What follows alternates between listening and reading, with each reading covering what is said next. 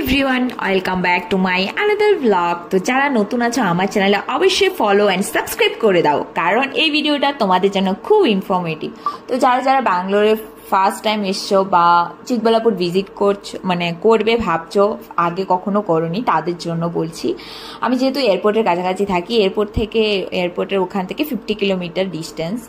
তো আমরা বাইকে এসেছিলাম। তোমরা যদি গাড়ি, স্কুটি বা কোনো কিছু বুক করে আসতে চাও, ক্যাব বুক করে আসলে 2000 টাকা নেয় আপ ডাউন। তো যাই হোক, আর এই যে এটা হচ্ছে সাইড ভিউটা ভীষণ সুন্দর। তোমরা একটু দিন করে যাবে, 3টে সাড়ে 3টের দিকে ওই সাইড ভিউটা ভিজিট করে দেন হচ্ছে এটা হচ্ছে মেইন গেট। তোমরা যদি একটু দিন থাকতে থাকতে আসো না, মানে 3টার দিকে আসো, তাহলে খুব সুন্দর ভিউগুলো উপভোগ করতে পারবে। আর আসছি সব কিছু বলছি তোমাদেরকে। দেন হচ্ছে এই পাহাড়ের জায়গাটা ভীষণ সুন্দর, মানে ভীষণ ভীষণ ভীষণ সুন্দর।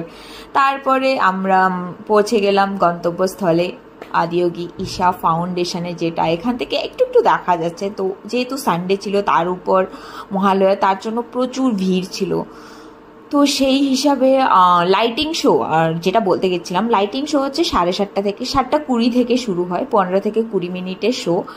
আর এখানে ঢুকতে কোনো এন্ট্রি ফি লাগে না। আর এই যে দেখো নন্দীটাকে কি সুন্দর দেখতে লাগছে। তো ওভারঅল আমার এই ভিডিওটা তোমাদের কেমন লাগলো অবশ্যই বলবে। ভালো লাগলে লাইক, কমেন্ট এন্ড সাবস্ক্রাইব করে দিও। টাটা।